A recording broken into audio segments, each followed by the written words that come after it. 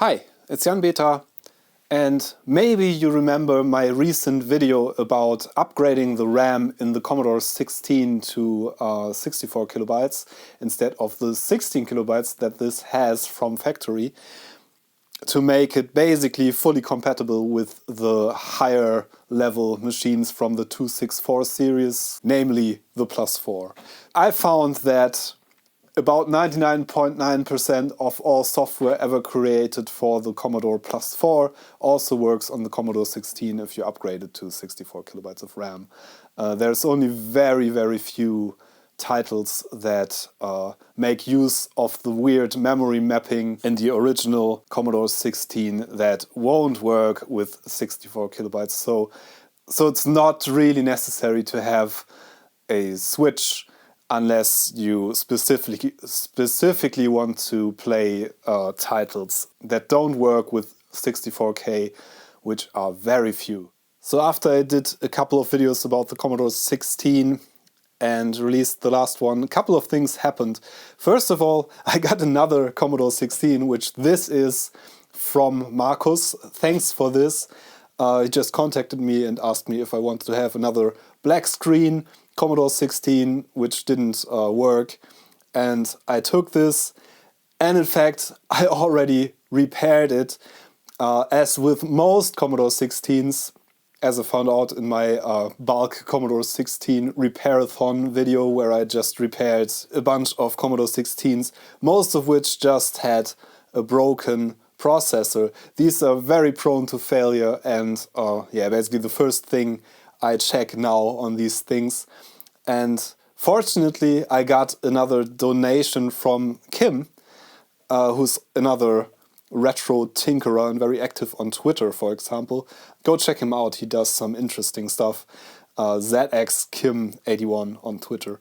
And he donated another CPU for the Commodore 16 that I put into this, and as you can see, it totally works. So this repair job was just another broken CPU. So I have another working Commodore 16, and that's fortunate because maybe you remember that I mentioned in the RAM upgrade video that there's other ways of upgrading the RAM that don't require desoldering and modifications to the original circuitry, namely some SRAM expansions that just sit underneath the TED chip, like on a little PCB that sits on the socket the TED chip sits in, and then the TED sits on top.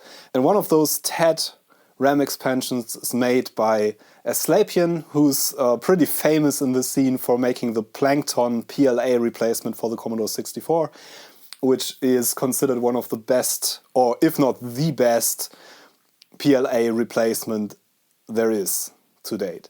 So, and guess what? He contacted me in one of the comments below the RAM expansion video and was wondering why I didn't ask him for one of his RAM expansions.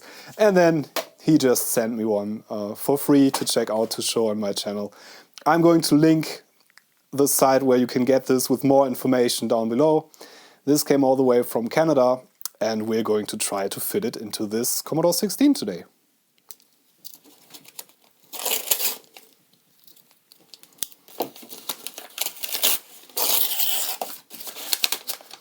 Okay, there we have it. This is the smallest RAM expansion there is for the Commodore 16 and the 116, because it's basically just a socket-sized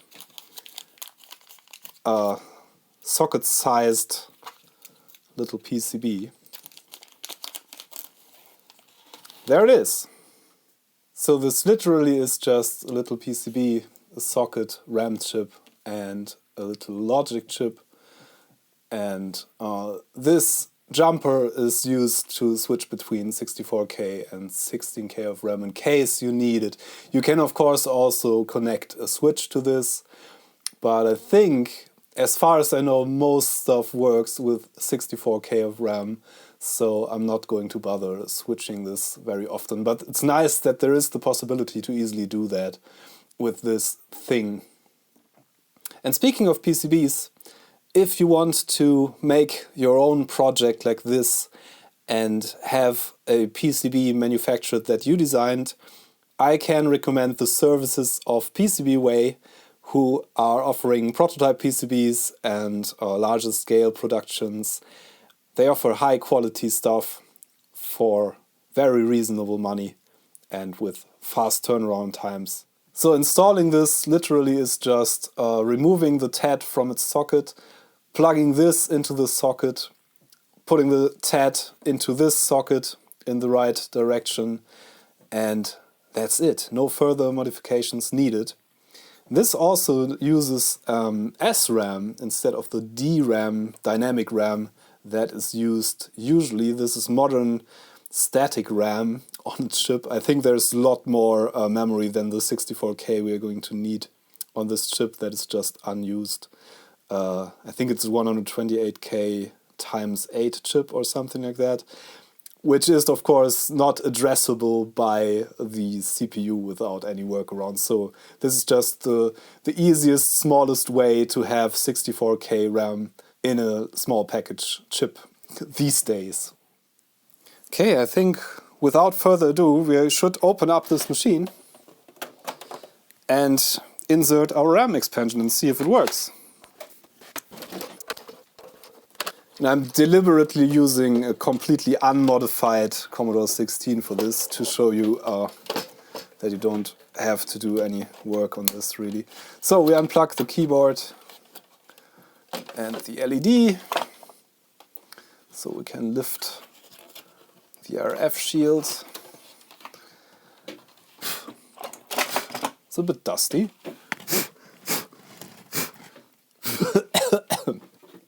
So there's literally nothing you can do wrong with this. This is our TED chip. That is going to be replaced with this. Make sure you have the correct orientation, which is indicated by the little notch that is in the chip and in the sockets and on the silk screen printing on the PCB as well. So we're just going to gently remove this. I recommend using a chip puller for this, like one of these things, which gently grabs underneath the chip.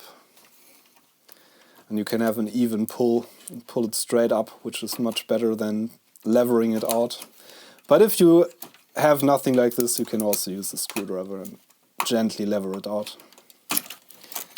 Okay, that wasn't that gentle.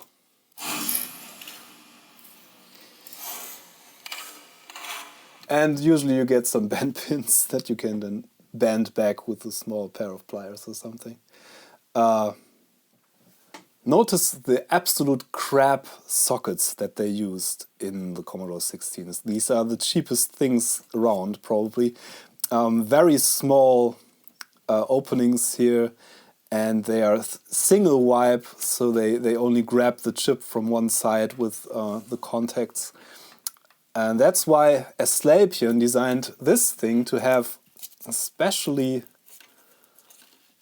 small and thin legs, and they are a bit elastic too, so this should fit perfectly into the socket here, like so.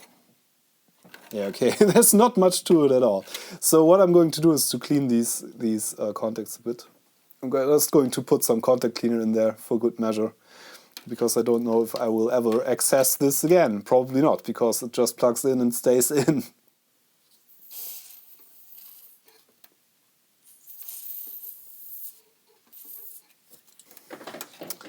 So make sure the little notch, which is here, it's also indicated on the...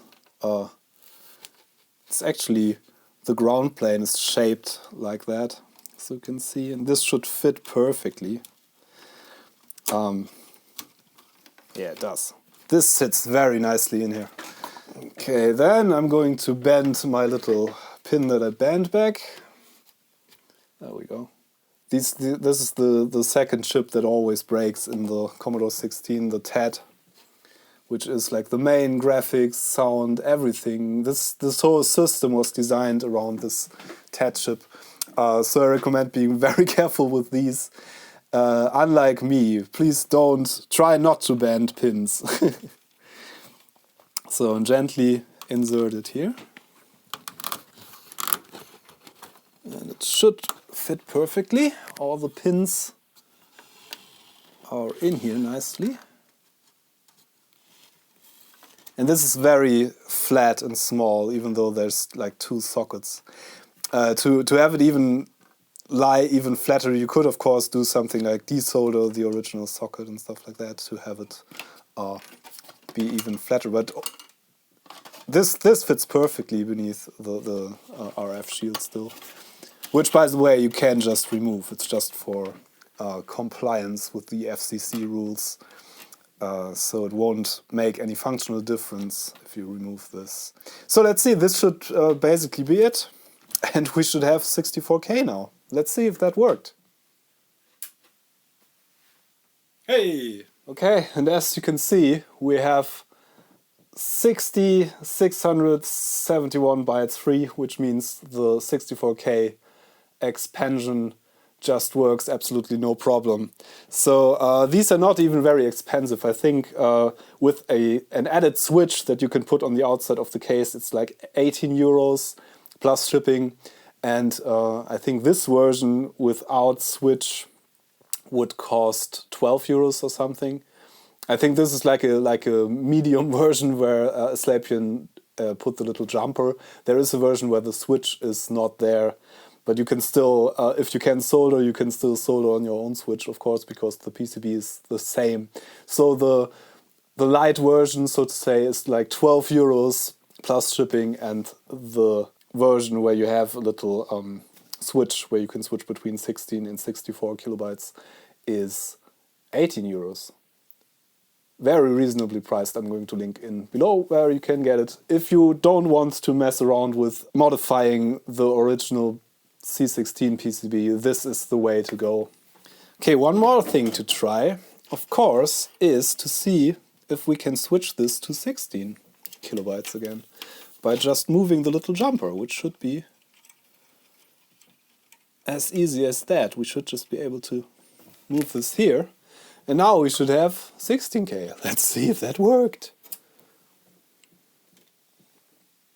And indeed, yeah.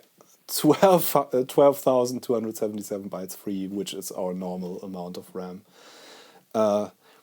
And you can also do this if you have a switch. I wouldn't recommend this with the jumper, but if you have a switch that you can then put on the side here or on the back, you can switch this and then do a reset, and you will have the amount of RAM you switch to, basically. So you can do this on the fly, more or less. You just have to reset the system.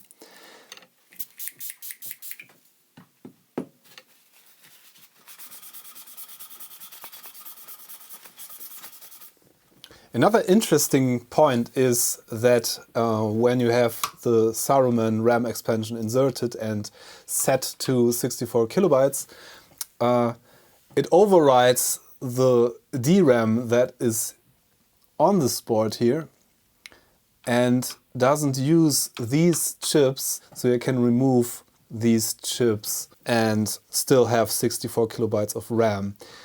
The other way around, if you switch this to 16 kilobytes, this is going to be switched off, the RAM on here is going to be switched off, and the original DRAM chips are going to be used. So you are totally back to stock Commodore 16.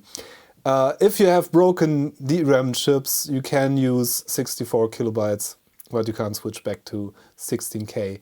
Same on the Plus 4. You can just replace the 64 kilobytes on board with the SaRuMan RAM expansion. No problems at all. The DRAM that might be faulty on your board is no longer used, so you can practically desolder it, and the system is still going to use the 64 kilobytes RAM that are on this expansion, which is kind of brilliant because it gives you a really easy way to replace faulty RAM, because it's just plug and play basically, and not it doesn't involve any desoldering and soldering of chips. So literally anybody can do it. Another point that particularly interests me is if you can actually fit a heatsink still on the TED, because the TED gets hilariously warm, just like the processor. I already can feel some heat. Yeah, these get warm. I kind of want to know if I can still fit one of my trademark heatsinks on there. So I usually use these. So I would use a number of these on there, but just for testing, I'm just going to put one on there. Let's see if that still fits. Okay, and I think it just fits. So you would be better off using something smaller on there. Of course, you would remove the RF shield for this. I have some of these which are flat, which are better heatsinks anyway. So this should fit no problems, I guess. Let's see. So just pretending to close this. Yeah, it kind of sort of fits, but it's very close. So especially with this ferrite bead that's around the keyboard connector here. It's a very tight fit. It's going to get a tiny bit better if you remove the RF shield here.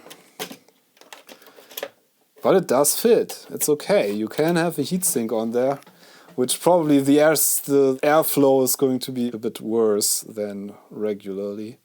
But you can still fit a flat heatsink on there, which is a plus, of course. So if you want to make sure this fits, I would recommend to remove the TED socket altogether so you can fit a proper heatsink on there. There's just not much air circulation because you're going to get really close to the keyboard with the heatsink, so that's not good. But it works. Okay, so let's see if this plays games that were made for 64 kilobytes. I have AlphaRay downloaded, which is, I think, an awesome game.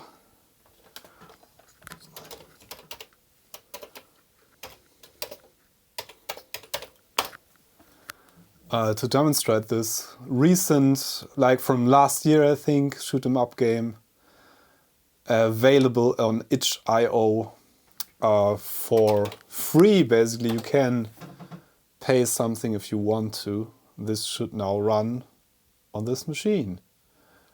And it does, it seems. Commodore +4. 3 + 1 for all. Yeah, it seems to work. AlphaRay.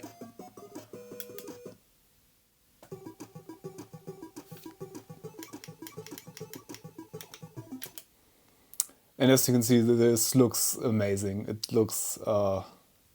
there's not many great looking games on the C16s from back in the day, but the scene continued to live on, or continues to live on, and look at this. It's just awesome. I'm definitely going to do another Commodore 16 +4 stream on my Twitch channel sometime soon and check out some of these games.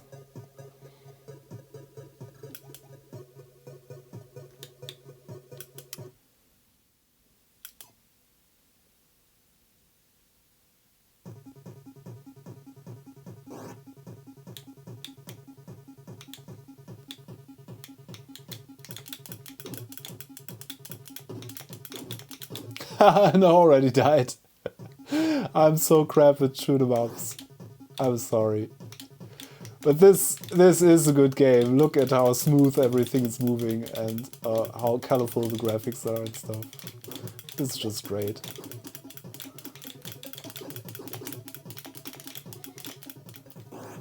Most importantly, this works flawlessly with the RAM expansion we just put in, so that's a good sign. Yeah, anyway, I hope you enjoyed this. Hope this was informative. Thank you very much for watching. Special thanks go out to everybody who donated stuff, especially to Slapian and to Marcus and to Kim for donating the hardware featured in this episode. And extra special thanks go out to my Patreon supporters, as always. Thanks so much for making this possible. And yeah, hope to see you all soon on this channel. I'm Jan Beta. Thanks for watching. See you next time. Bye. Game over.